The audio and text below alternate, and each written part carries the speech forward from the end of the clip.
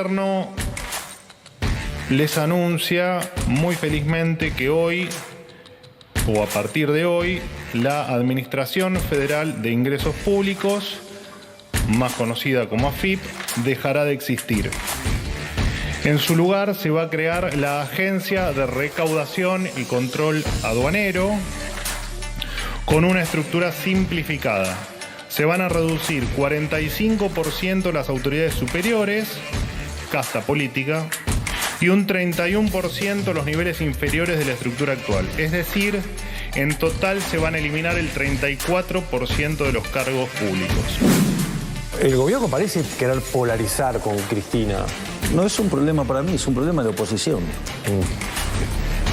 Es un problema de la oposición.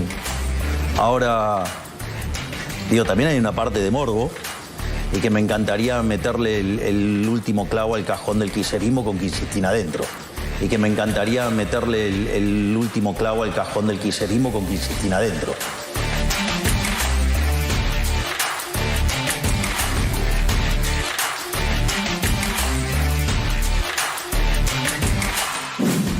Y también hay que escuchar a la gente, ¿no? La gente claramente dio un mensaje de que se acabó un ciclo, que se terminó un ciclo. Hay que entenderlo, o sea, la gente, los políticos... O sea, para usted se retirarse. terminó Cristina. Para mí se terminó un ciclo y dentro de ese ciclo estaba Cristina y un montón de gente y tienen que entender que la gente ha votado más eso que otra cosa. El factor de comunicación más importante de un gobierno es la palabra del presidente. Entonces hay que cuidarla, ¿no? Tal vez yo pequé por hablar demasiado poco. Yo te puedo decir que él practica algo que a mí siempre me han criticado y que yo lo valoro, que es el sincericidio, la autenticidad. Lo bueno que tiene él es que no tiene dos discursos. Y los políticos no tienen que tener dos discursos. Tienen que decir lo mismo en público, en privado y bancársela. Y él es frontal. A veces es demasiado frontal, es demasiado duro, demasiado violento para algunos. Los viejos meados creemos en otro tipo de forma, pero estamos en otros tiempos. Estamos en otros tiempos y creo que su autenticidad es lo más valioso. Él obviamente da a veces batallas que no debería dar, lo hemos hablado, pero la gente también votó a alguien sabiendo que tenía una psicología especial.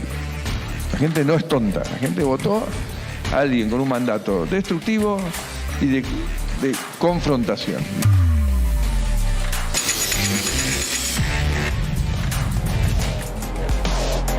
Muy buenas noches a todos, bienvenidos a la noche de 24, bienvenidos a MMC.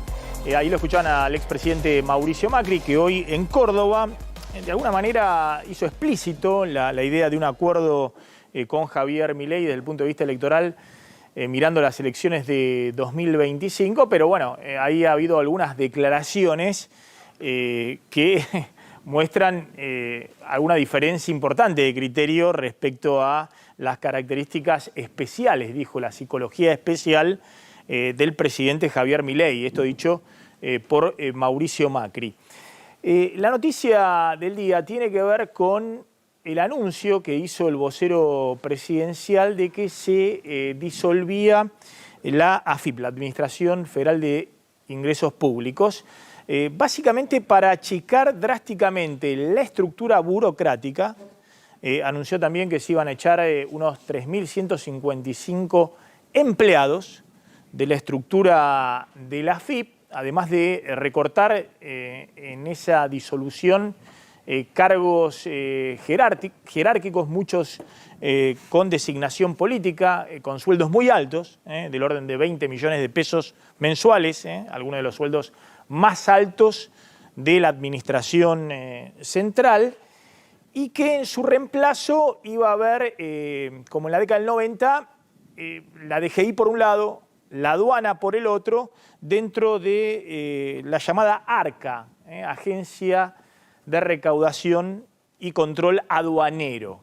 Hoy se anunció también que van a ser reemplazados los titulares de la DGI y la aduana, y que por ahora continuaba al mando de ARCA la actual administradora federal de ingresos públicos, que es Florencia Mizrahi, que es la titular de la AFIP.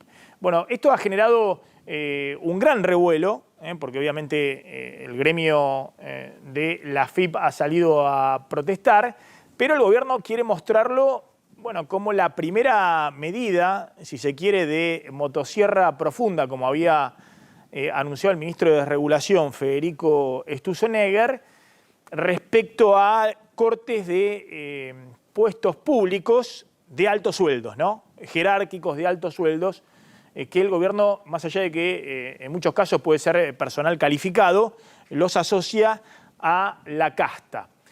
Sin embargo, algunos dicen que no fue Federico Sturzenegger el impulsor de las medidas principalmente, sino que esto apunta también a fortalecer cada vez más al ministro de Economía, Luis Caputo, que tiene bajo su área todo el tema de la recaudación de ingresos públicos, ahora en un organismo simplificado desde el punto de vista burocrático que va a ser ARCA, la Agencia de Recaudación y Control Aduanero. Javier, esto estuvo hoy en el centro, obviamente, de la discusión política. Sí, porque además era la zona AFIP, llamémoslo de esa manera, era uno de los organismos también observados por el macrismo respecto a los pases de factura por no cambiar funcionarios de la gestión anterior. No había pasado ni la motosierra ni la licuadora por la AFIP y el gobierno se tomó su tiempo, pero lo hizo en este momento y de alguna manera porque consigue también reducir la carga salarial, no solamente por los despidos, sino porque termina con un sistema desde hace varias décadas, desde, les diría, 25 años, en donde los sueldos de la AFIP jerárquicos... Están atados a la recaudación. Exactamente, con la expectativa, originalmente, a quienes se les ocurrió la idea, de que esto hiciera que los jerárquicos se convencieran de recaudar cada vez más, de mejorar, de incentivaba la fiscalización. Exactamente. En momentos donde después la inflación se encargó de hacer lo suyo y se recaudaba más por inflación, no por la eficiencia. Claro. Exactamente. Y esto entonces, verdaderamente ha disparado los sueldos de la AFIP, en algunos casos a niveles exorbitantes. Incluso algunos dicen si va a continuar o no la administradora general, la titular de la actual AFIP, que tendría un nuevo cargo como titular de ARCA, pero con un sueldo muchísimo más bajo. No podría superar el sueldo del presidente, por ejemplo, como todo en la Administración Pública Nacional del Poder Ejecutivo, que es hoy de aproximadamente 6 millones. ¿No? Estamos hablando de valores que cobran, según el aumento de la recaudación, hasta 30 millones de pesos y pasan a ganar 6. Entonces, vamos a ver también qué pasa con todas esas estructuras. Bien, vamos a seguir bien de cerca también el asado, que va a ser un asado también. Se supone que sí. O una cena, vamos a ver si es un asado. Por ahora no se avisó que iban a pagar, ni nada por el estilo, ni que iba a haber un débito automático. No le van a cobrar, no le van a cobrar. Del presidente de la Nación con gobernadores. 4 gobernadores peronistas. Aunque no sean necesariamente del PJ, 4 gobernadores peronistas. ¿Quiénes son? Rápidamente. Jalil de Catamarca, Sáenz de Salta, Paz al Acua de Misiones y el más libertario de todos, Osvaldo Jaldo de Tucumán. De Tucumán. Atención, porque el gobierno tiene un tema muy, muy delicado en el Congreso, que el gobierno quiere frenar. Ahora vamos a ver qué es la reglamentación de los DNU y la posibilidad de frenarlos o no por parte del Congreso. Y obviamente está queriendo abrir, si se quiere, una grieta definitiva en el peronismo para garantizarse que ese proyecto de ley que está en el Congreso no avance. Está en el móvil Martín Redrado, el expresidente del Banco Central. Redrado, ¿qué tal? Buenas noches, ¿cómo anda? ¿Qué tal, Maxi? Buenas noches, ¿cómo está? Bien, bueno, muchas gracias por atendernos, como siempre, un gusto. Quería hablar un poquito de qué está viendo, de cómo sigue la economía, el plan económico, cuáles son los puntos fuertes y en todo caso las incertidumbres que hay para adelante, pero me gustaría una opinión suya respecto a esta medida de disolver la AFIP y crear un nuevo organismo con menos personal y con un recorte importante de sueldos. Bueno, Maxi, los que conocemos el Estado sabemos que en cada repartición pública, tanto organismos centralizados como descentralizados de la administración central, hay muchos puestos políticos y hay muchas capas yo lo llamo capas geológicas que se han ido montando gobierno tras gobierno. O sea que si se busca una administración más eficiente, profesional, que esté despolitizada y que realmente busque una lucha contra la informalidad. Argentina necesita formalizar trabajadores. Tenemos un 50% de nuestra economía que está en la informalidad.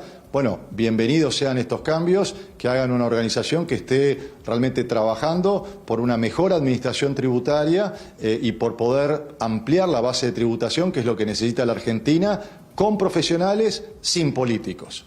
¿Cuál es su evaluación de lo hecho hasta ahora con la política económica de Milei y Caputo?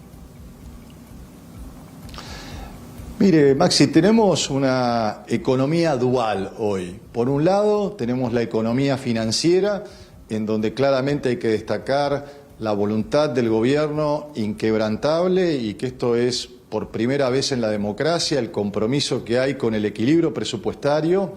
Y lo que yo creo que va más aún, el haber comunicado a la sociedad y que la sociedad argentina se haga cargo y se haya hecho carne de que no se puede tener política económica si no se tiene equilibrio presupuestario.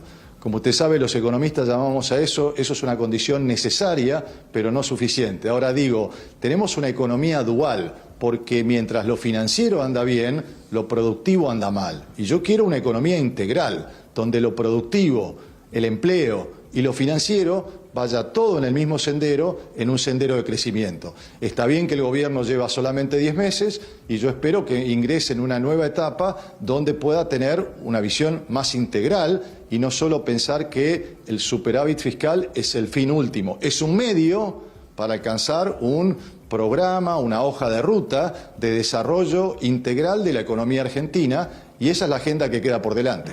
Hay una discusión grande entre los economistas, y también esto se ha planteado con los economistas del FMI y el gobierno, respecto a cómo sigue el esquema cambiario. Es decir, todos dicen, el gobierno ha enviado una señal muy clara de cuál es el ancla fiscal, pero hay dudas de qué va a pasar hacia adelante con el esquema monetario y cambiario. Es decir, si la Argentina va a seguir con el crawling peg del 2% mensual, si va a seguir con el cepo y dólares financieros por un lado y dólar oficial por el otro.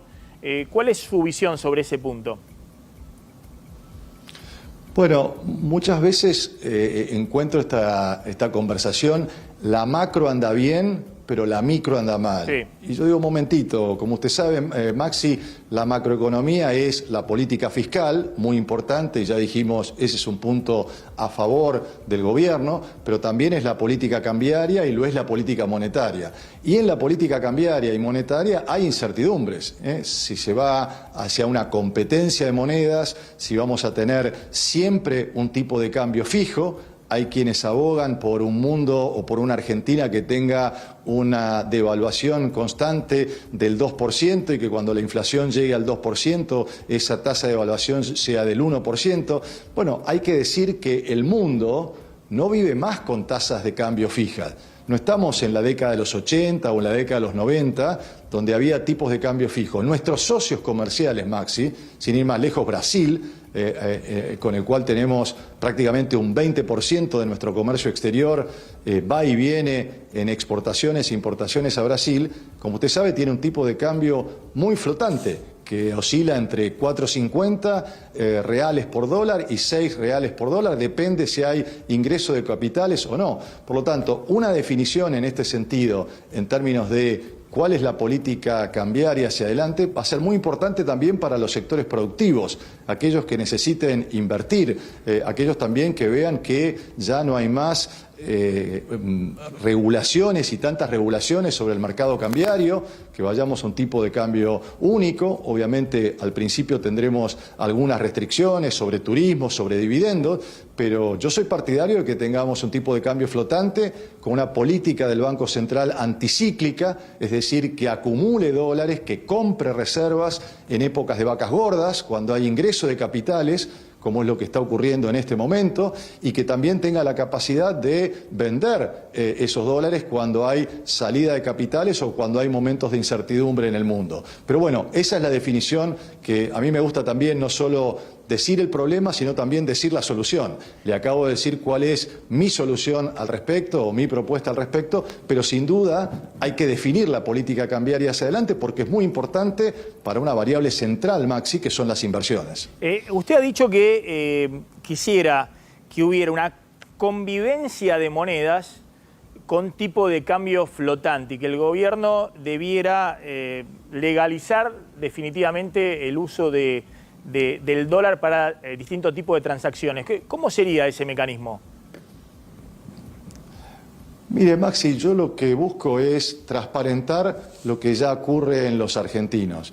Los argentinos hoy ahorran en dólares, han demostrado con el blanqueo de capitales, ha venido una parte importante, 12.000 millones, bueno, 13.000 y ahora ha bajado a 12.000 millones de dólares, como usted sabe. Usted sigue los números tanto como yo en el día a día, 12.000 millones de dólares de depósitos que se han incorporado al sistema financiero. Esto significa que los argentinos, lamentablemente, por la cantidad de crisis que hemos tenido, hacemos nuestras transacciones diarias en pesos, pero medimos todo absolutamente en dólares. Y como usted sabe, somos el tercer país que más dólares físicos tiene circulando en la economía informal. El primero, por supuesto, es Estados Unidos, el segundo es Rusia y el tercero es la Argentina. Entonces, esa realidad, que es una realidad de los argentinos, aprovechando este blanqueo, mi propuesta es transparentemos y vayamos a un sistema donde los argentinos definan con qué moneda quieren pagar sus compras diarias, ya sea las compras en el supermercado, las compras en la farmacia, las compras de vestimenta, aquellos que pueden, que sé que lamentablemente son pocos y por eso quiero una economía mucho más productiva, pero aquellos que pueden viajar o esparcimiento, bueno, que lo hagan en dólares o en pesos, con tipo de cambio flotante y con otra condición, Maxi, que no la he dicho hasta ahora, pero aprovecho esta conversación con usted que es economista, que los impuestos en la Argentina sean pagados en pesos. Yo no quiero que desaparezca el peso, yo quiero que convivan las dos monedas y que cada uno de los argentinos defina en qué moneda quiere pagar, pero que haya también un vuelco de los dólares que hoy están en la informalidad, que se vuelquen al consumo, que se vuelquen a la producción. Es una de las maneras de empezar a poner la rueda de la economía real en movimiento. Desde el gobierno suelen argumentar con este tema de salir del cepo, cuándo, si es urgente o no, los planteos que hacen distintos economistas e incluso que ha hecho el FMI respecto a la necesidad de unificar en algún momento el tipo de cambio. Que bueno, que eso no es impedimento para crecer. El otro día el ministro Caputo dijo Chile en la década del 80, Corea del Sur, China han crecido a tasas muy, muy elevadas con controles de capitales, con cepo. Me gustaría su opinión respecto a esto. Bueno, mire, usted como yo, en mi caso con mi equipo de Fundación Capital, nos toca dar presentaciones a empresas todos los días. En el caso de Fundación Capital tenemos 150 empresas que nos consultan. Hoy me tocó a la mañana dar una charla en una empresa petrolera importante, multinacional, y que la primera pregunta es ¿cuándo se sacan las restricciones cambiarias? Y yo obviamente le digo, no soy quien está tomando las decisiones, pero claramente viendo un Banco Central con reservas netas negativas, mi respuesta va a ser en el corto plazo. Y mi repregunta fue, ¿por qué es tan importante para usted las restricciones cambiarias? Justamente tomando este argumento, si las inversiones pueden crecer con o sin cepo. Y la respuesta de este directivo que maneja toda América Latina para una multinacional de energía me dijo, mire Martín, nosotros tenemos muchas oportunidades en el mundo para poder invertir y vamos allí donde están esas mejores oportunidades y donde hay menor restricción y que sabemos que va a haber un solo tipo de cambio. Por lo tanto, el ritmo en términos de que Argentina vaya yendo hacia un solo tipo de cambio y que haya realmente libertad para ingresar y para salir de la Argentina, por supuesto yo creo sí, y usted sabe porque lo he practicado también, es que tiene que haber restricciones a los movimientos de capitales de corto plazo, a los movimientos de capitales especulativos.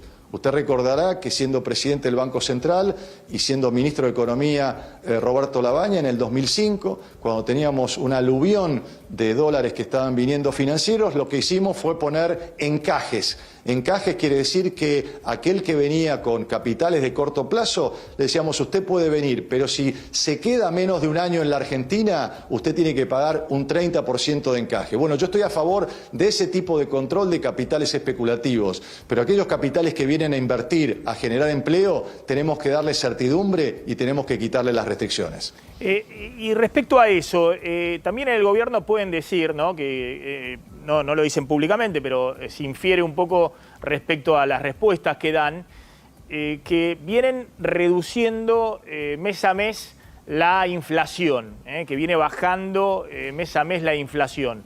Que si uno quisiera unificar ahora el tipo de cambio, levantar el cepo y demás, tal vez eso significaría que el dólar suba 10 o 20%, el dólar oficial, y eso impulsaría la inflación y rompería todo el sendero de desinflación y las reglas de juego como ha planteado el gobierno.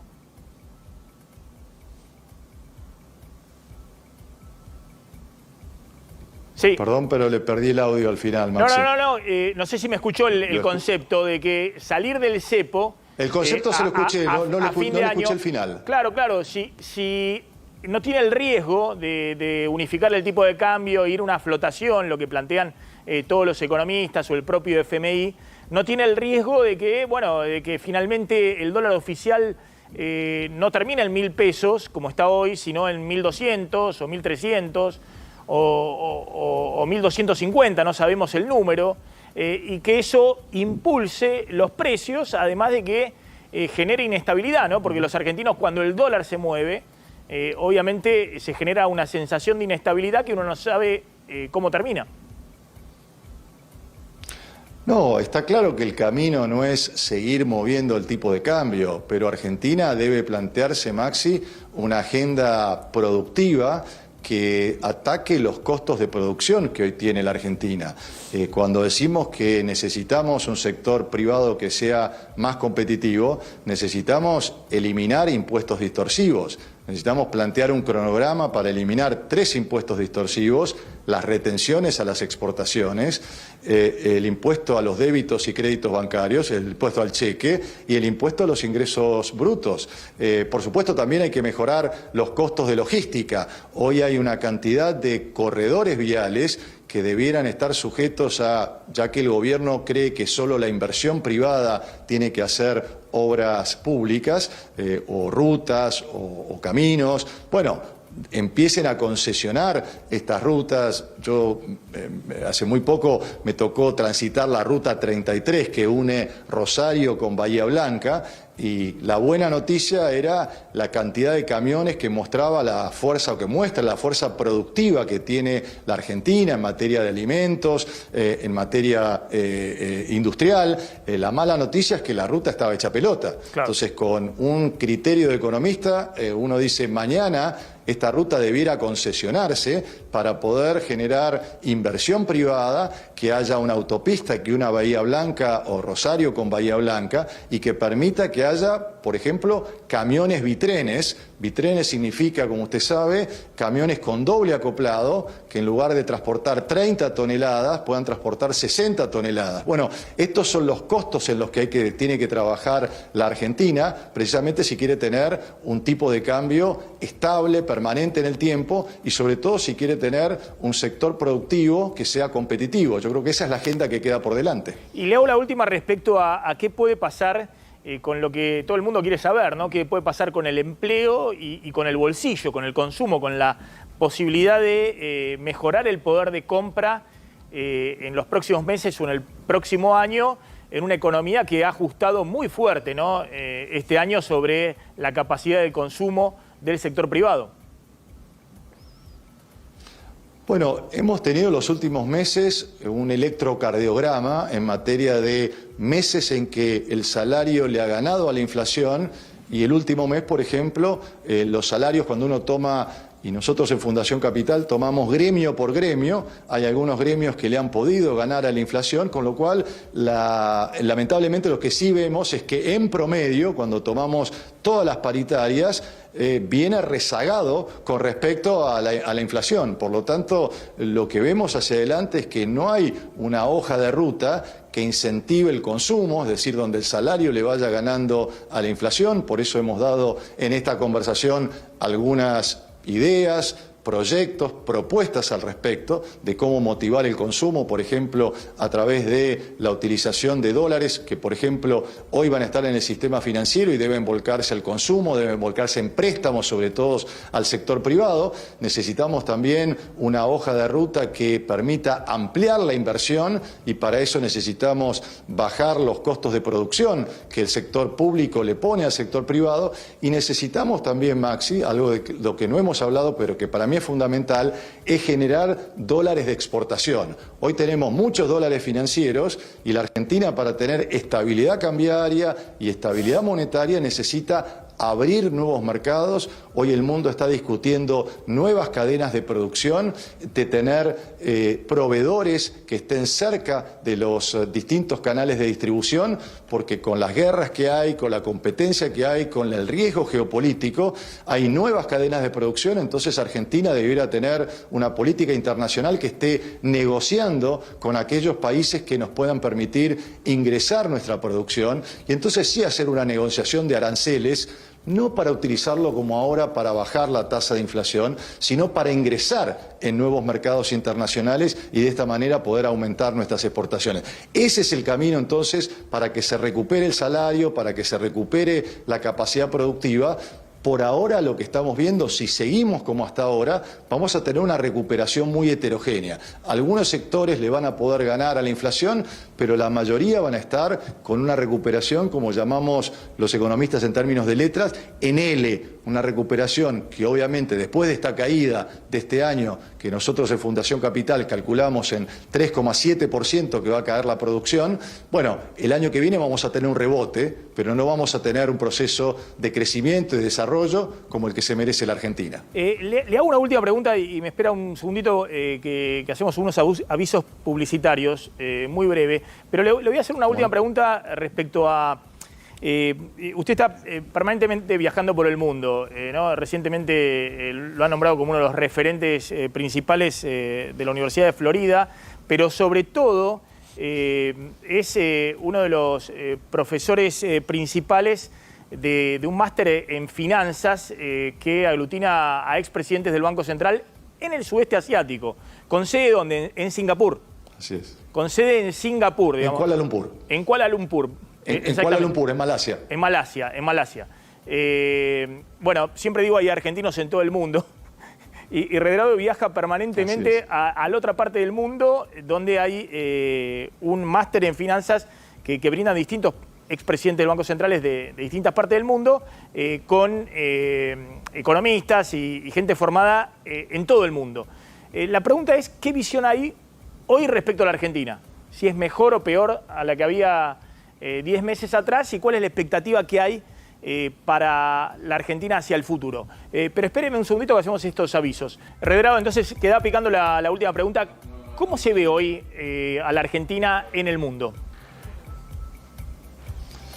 Mire, no solo en el sudeste asiático, yo estoy convencido que Argentina tiene nuevamente una oportunidad en el mundo en 3 sectores fundamentales. Hoy el mundo está pidiendo seguridad energética y nosotros en materia de gas natural licuado tenemos posibilidades de exportar a Brasil, por ejemplo, pero también al resto del mundo.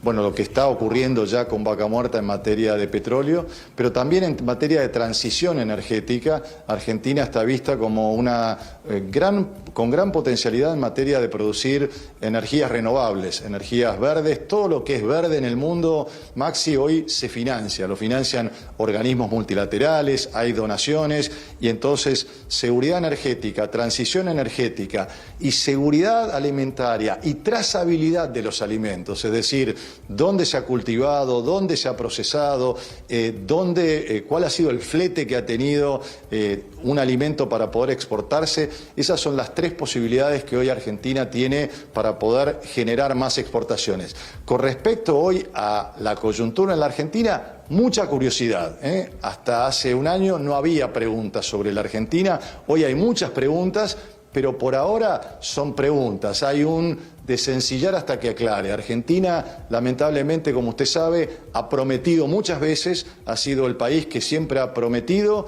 y nunca ha dado resultados. Por lo tanto, ahora quieren ver para creer, para poder invertir en nuestro país. Redrado, gracias, muy amable como siempre.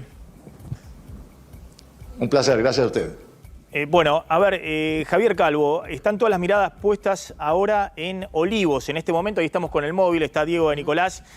¿Por qué están todos mirando lo que pueda ocurrir ahí en Olivos con Milei y 4 gobernadores? 4 gobernadores peronistas que lo ayudaron mucho a blindar el veto presidencial al aumento para las universidades, y el gobierno espera que los sigan ayudando, también lo habían ayudado en la ley bases, espera que lo ayuden para el presupuesto 2025 y para esta movida que está habiendo en el Congreso de cambiar las condiciones para rechazar un DNU, que la oposición ahora quiere, que en su momento había establecido este mecanismo, ahora que están en la oposición, cuando era un oficialismo, el kirchnerismo, estableció este formato de que lo tenían que rechazar las 2 cámaras, cuando eran gobierno, ahora que son oposición, con que lo rechace una sola alcanza. Bueno, de esto también va a hablar el presidente con estos 4 gobernadores peronistas, y ya podemos hablar con Diego de Nicolás, que está ahí en Olivos. Diego, ¿qué está pasando en este momento?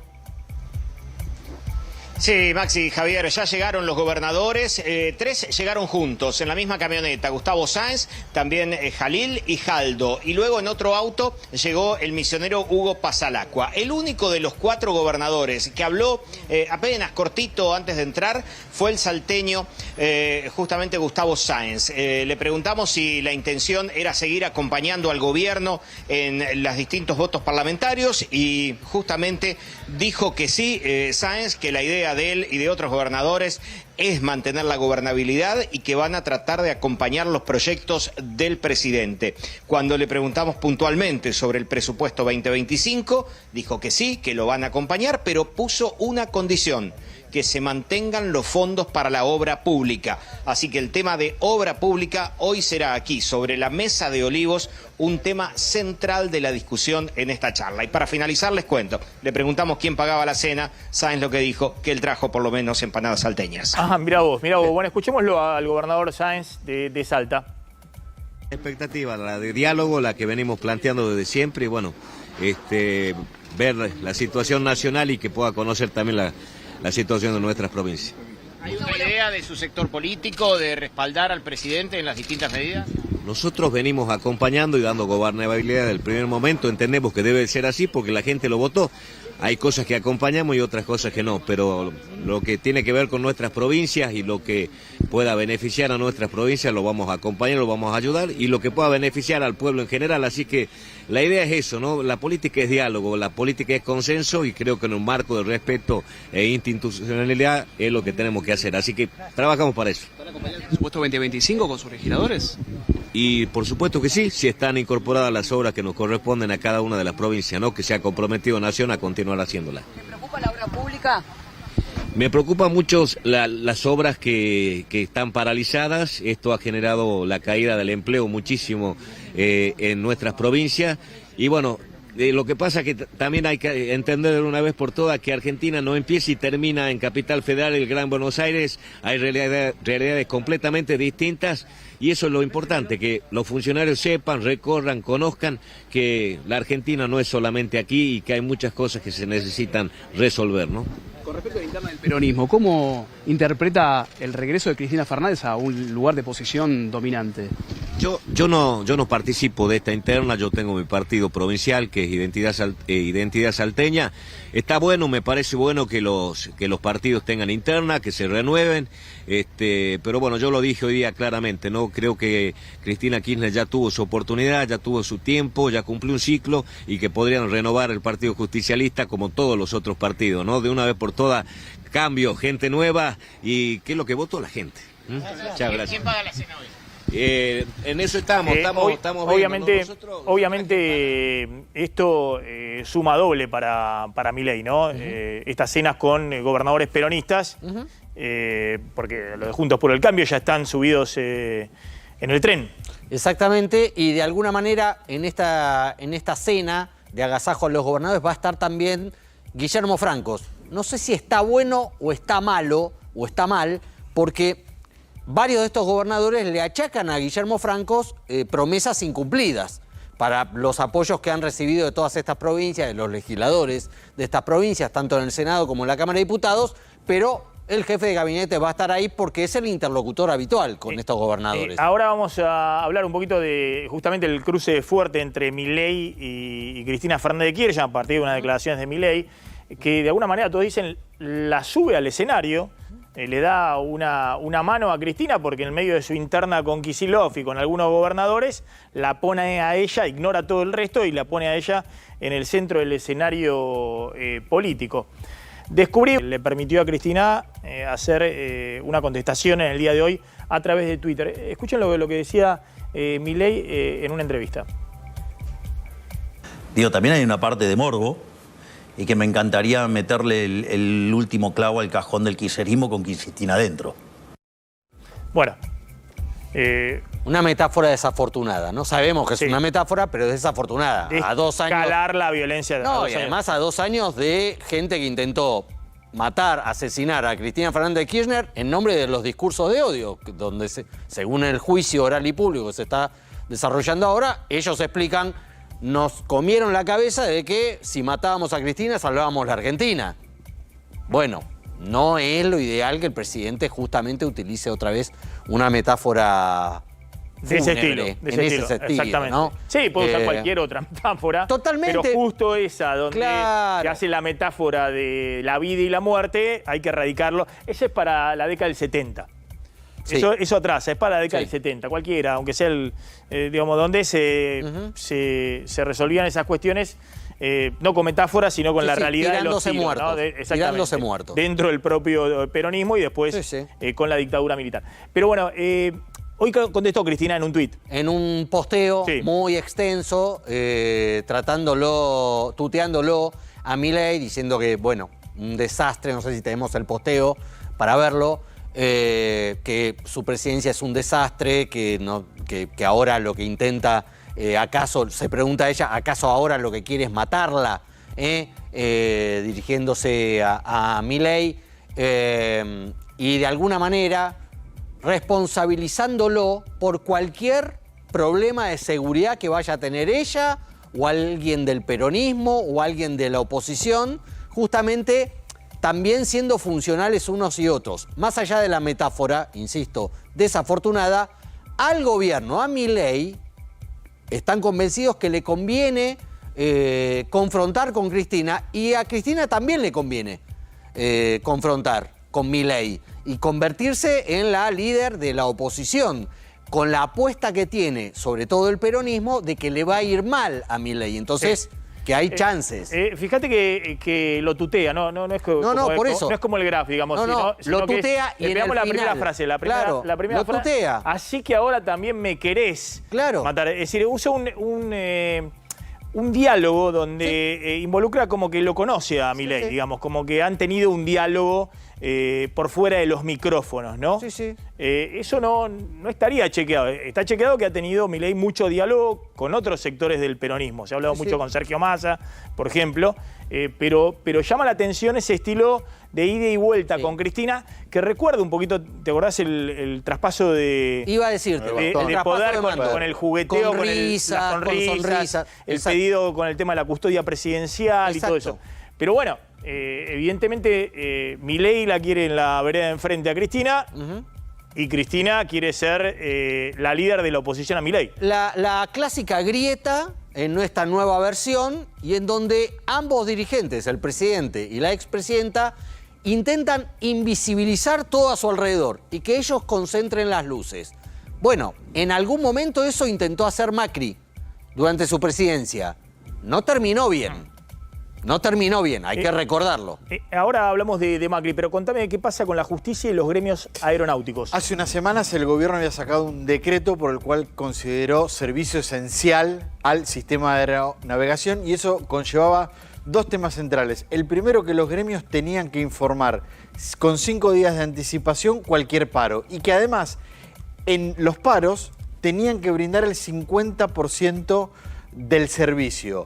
Hubo un primer fallo de la justicia que suspendió todo eso. Consideraba que afectaba el derecho a huelga y que por lo tanto esto quedaba por fuera. Ahora hubo una nueva resolución de un tribunal superior, que es la Cámara del Trabajo, en donde mantiene la suspensión, pero dice no, tienen que informar con 5 días de anticipación. Estamos ante un servicio que podría ser considerado esencial, un servicio de interés público que afecta a mucha gente y está bien que los gremios aeronáuticos con 5 días de anticipación le informen a las autoridades cualquier medida de fuerza que vayan a tomar. Así que, por lo tanto, ese aspecto del decreto, de los 2 decretos que había firmado el presidente Javier Milei, que estaban suspendidos, con este fallo vuelven a cobrar vigencia. Miren lo que dijo Macri, estuvo en la Bolsa de Comercio de Córdoba. Exacto, hace un rato en una visita a la provincia. Donde juega de local total. Miren lo que decía del presidente Javier Milei. El factor de comunicación más importante de un gobierno es la palabra del presidente. Entonces hay que cuidarla, ¿no? Tal vez yo pequé por hablar demasiado poco. Yo te puedo decir que él practica algo que a mí siempre me han criticado y que yo lo valoro, que es el sincericidio, la autenticidad. Lo bueno que tiene él es que no tiene 2 discursos. Y los políticos no tienen que tener 2 discursos. Tienen que decir lo mismo en público, en privado y bancársela. Y él es frontal. A veces es demasiado frontal, es demasiado duro, demasiado violento para algunos. Los viejos meados creemos en otro tipo de forma, pero estamos en otros tiempos. Estamos en otros tiempos y creo que su autenticidad es lo más valioso. Él obviamente da a veces batallas que no debería dar, lo hemos hablado, pero la gente también votó a alguien sabiendo que tenía una psicología especial. La gente no es tonta, la gente votó a alguien con un mandato destructivo y de confrontación. Bueno, lo apoyó a Milei. ¿Sí? ¿O no? Sí.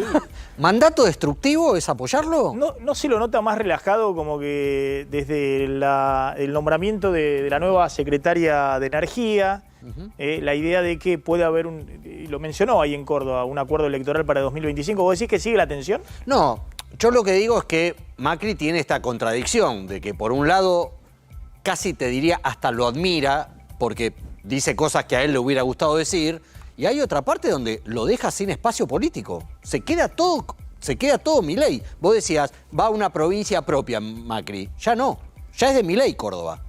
Bien, vamos a ir a la tanda. Cuando volvamos, atención, tenemos el tema de el Gafi y qué pasa con el tema del lavado y el terrorismo en la Argentina y en Latinoamérica, ¿no?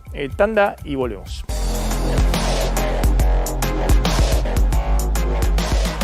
Bueno, informaron ANSES el aumento para jubilados de noviembre, que se ajusta con la inflación de septiembre. Exactamente. Los nuevos importes. Aprovechemos para mostrar una plaquita que hicimos muy monona. Aumento 3,47%, con lo cual la mínima pasa a 252.798 pesos. Con el bono, si se confirma el bono, todavía no está confirmado, de 70.000 pesos, se pasaría a la mínima 322.800 pesos, casi 322.800 pesos para noviembre. A octubre era 314.000 pesos, exacto. O sea, estamos hablando de 8.000 pesos más. Exactamente. Para los jubilados, poneme de nuevo la placa. Porque el tema al no actualizarse... no se ajusta el bono, entonces los jubilados, en realidad, los de la mínima, Todo el resto tienen el 3,47%, casi 3,5% de aumento. Pero en el caso de los jubilados de la mínima, como hay una parte de la jubilación, que es el bono de 70.000 pesos, que no se ajusta por la inflación de septiembre, sigue el mismo bono de 70.000 pesos desde marzo, es menos de 3,5%. Se licúa. Es menos de 3,5% el aumento general. Por eso la jubilación mínima total, incluida bono, que en octubre estaba alrededor de 314.000 pesos, 244.000 más el bono de 70.000. Exacto. Pasa de 314.000 pesos a 322.000 pesos. Estamos hablando de 8.000, 9.000 pesos más. Sí, sí. Menos del 3%. Claro. Menos del 3,47%, claro, que sola para todos y para la parte remunerativa, digamos, de la jubilación mínima. Pero bueno, esto es lo que se va a cobrar a partir de noviembre para los jubilados. Nos estamos retirando, gracias colegas. Como siempre, se quedan con Pablo Caruso y equipo. Nosotros nos reencontramos mañana a 20 horas. Chau, pásenla bien.